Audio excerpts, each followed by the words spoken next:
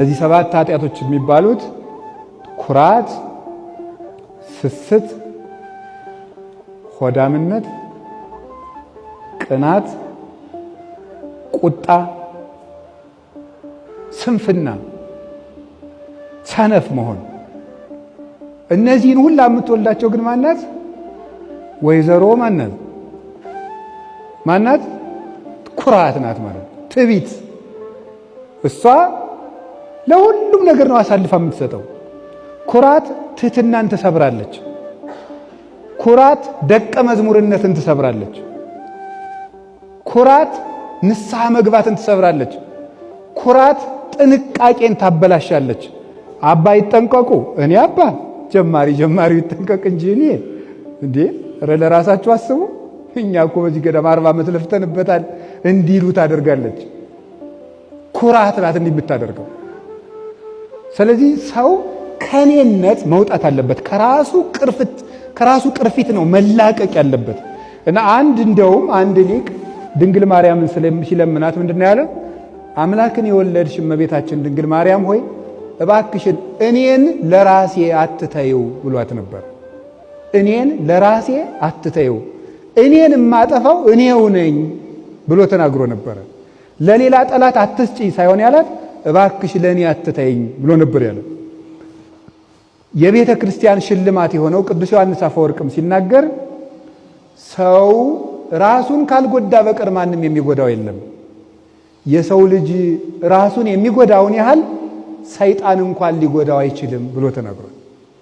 ሰው ራሱን እንኳን የሚጎዳውን ያህል ሰይጣን ራሱ አይጎዳውም። ስለዚህ ከኔነት ነው ኃጢአት ሁሉ የሚመጣው ማለት ነው። ራስን መንከባከብ፣ ለራስ ክብር መጨነቅ፣ ለራስ ቦታ መጨነቅ፣ ለራስ ስም መጨነቅ፣ ለራስ ክፍል መጨነቅ፣ ድርሻ መጨነቅ፣ ለራስ ጉልበት መጨነቅ፣ ለራስ ዘር መጨነቅ፣ ለራስ ባክግራውንድ መጨነቅ። ይህ ሁሉ የሚመጣው ከምንድን ነው? እኔን ስሙኝ ማለት አለመደማመጥ። እንዲህ ያለው ነገር ሁሉ የሚመጣው ከምንድን ነው? ከራስ ወዳድነት ነው። ራስ ወዳድነት የሚወልዳት ማን ነው? ማንን ይወልዳታል? ቅናትን። ቅናት ደግሞ ከፍተኛ የሆነ ይሄው አምላክን ያሸጠው ቅናት አይደል? እንዲሁ ሰው ቢቀና ፍጡር በፈጣሪው ይቀናል ይላሉ ሊቃውንት። እንዲሁ ነውር አይደለም? ይሁዳን በፈጣሪው እንዲቀና ያደረገው ምንድነው? ቅናት። ይሄ ቅናት ደግሞ ተሰውሮ ውስጥ ውስጡን ማንንም ሰው ነው የሚያሻው። ያሻዋል፣ ይቆርጥመዋል። ስለዚህ ራስን መካድ። እኔ ሁልጊዜ እናገራለሁ፣ ብዙ ስብሰባዎች ለምን ቶሎ እንደማይቋጩ ታውቃላችሁ? ራስ ወዳድነት ስላለ ነው።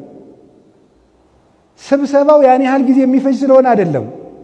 ራስ ወዳድነት ስላለ ሁሉም እኔን ስሙኝ ሲል ለእውነት በመጣር ሳይሆን የራስን ሐሳብ በሰው ላይ ለመጫን በሚደረገው ጥረት ወይም ነገሩ ጠቃሚ ከሆነ ግድኔ ካላልኩት ምን አገባኝ ማለትን ትቶ የኔን ሐሳብ እነማን ተቀበሉት እነማን ጣሉት በሚል ምክንያት አንድ ቀን የሚያልቀው ስብሰባ 7 ቀን ይሆናል። ስንነታረክ ማለት ነው። ገዳማትን የሚያምሳቸው ማን ነው? እኔነት አይደለም። እሱ አድጎ ነው የትምም የጠብጠው። ስለዚህ የእግዚአብሔር ቤተሰቦች